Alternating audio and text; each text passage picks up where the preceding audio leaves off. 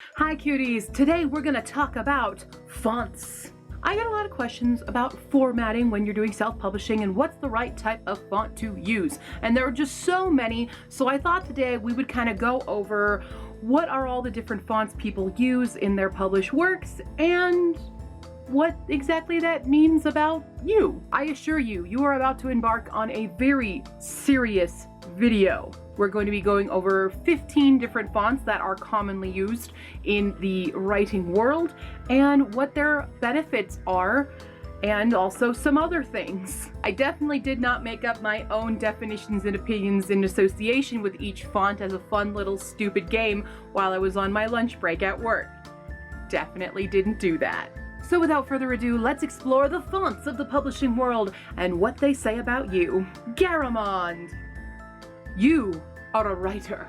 You looked up what font is most commonly used in novels and ended your research on the very first answer and never looked back. You set daily writing goals and you often reach them. You may have a day job, but when people ask you what you do for a living, you tell them that you are a writer. You follow more literary agents on Twitter than you do your friends. Your desk is covered in mugs halfway filled with caffeinated beverages that you forgot to finish off, but now it's too late and you don't have time to clean them up because you have a novel to write. Times New Roman.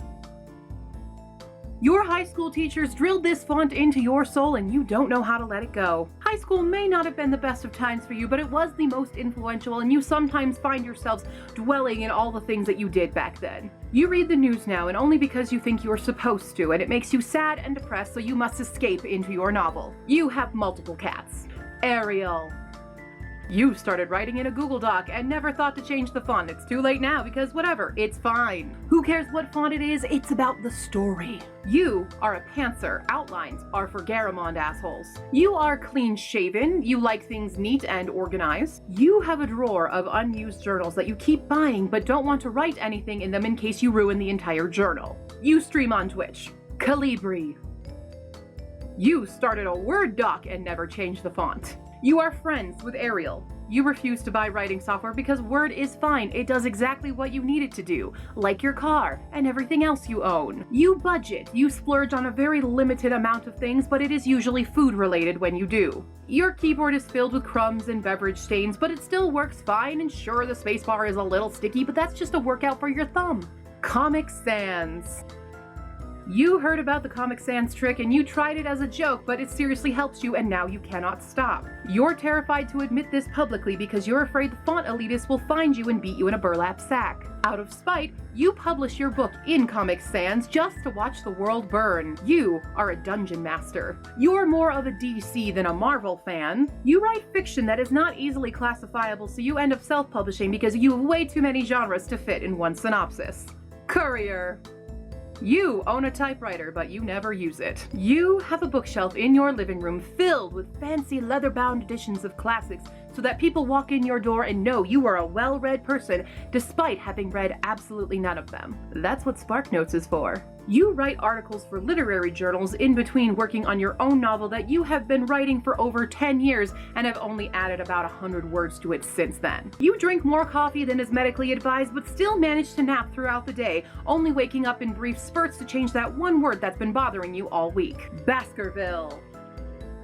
You, like Sherlock Holmes. You secretly believe you are better than all the other fonts, but don't want to say anything because then you'll look like that asshole who's making a video about what fonts are better than the others.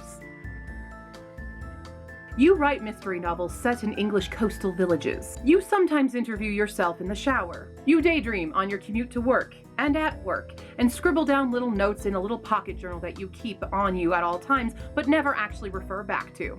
Wingdings. Bembo.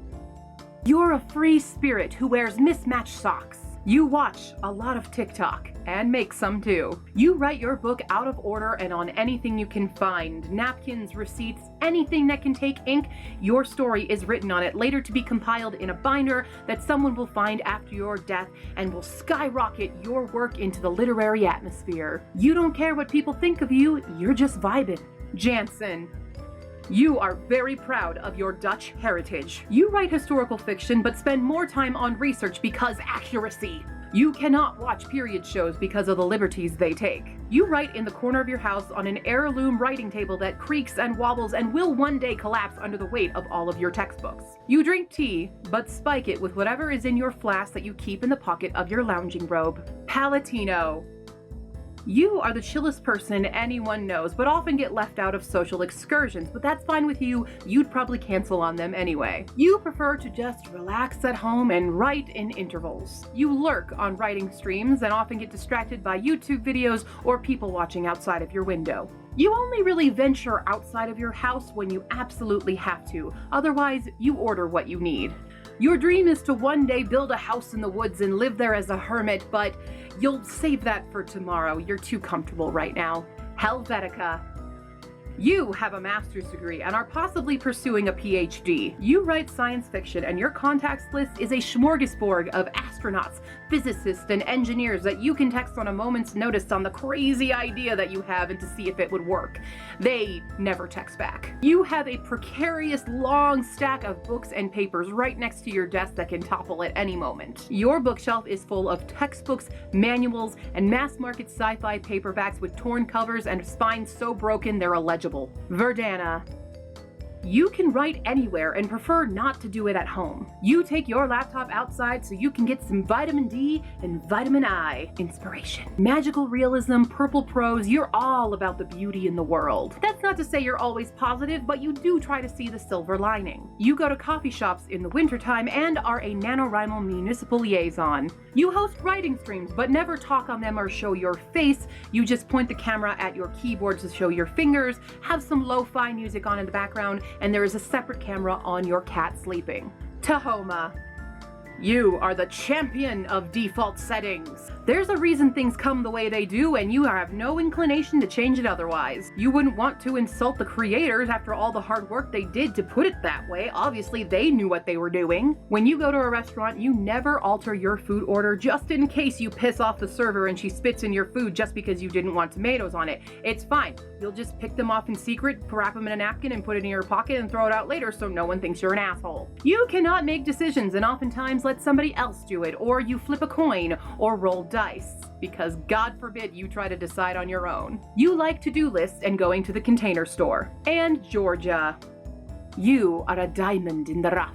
You have a good personal sense of style. You're the one with an air of mystery that everyone wants to be friends with because you are so easy to talk to, but no one truly knows what's going on inside. You're a problem solver, but you're not one to take the spotlight. You do killer backup vocals at karaoke with your friends. You genre hop a lot and have a large cache of short stories that you'll never publish, but that's okay because you're writing for you, not anyone else. You also have a massive following on your Fallout and My Little Pony fanfiction, so who cares about traditional publishing anyway, right? And there you have it, cuties. Those are all the fonts, so I hope that helps narrow down which one is best to use for you. But in all seriousness, the correct answer is Garamond. It's always Garamond. I don't know why anyone does anything other than Garamond. Cool. If you have any further questions or comments, put them down below or on Facebook, Tumblr, Twitter. Check me out on Ko-fi if you want to support me as a content creator. I would super appreciate it. And I do stream on Twitch now as well, on Fridays for writing streams and Saturdays for productivity, and every other Sunday is a shenanigans stream where we may talk about the indie books or we may do whatever else we do. And I will see you next time, cuties. Bye!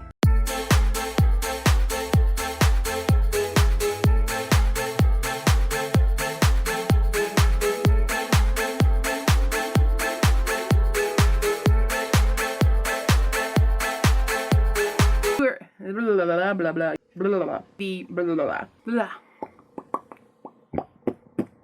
blah blah blah right in your living room. Check. Almost had that. Blah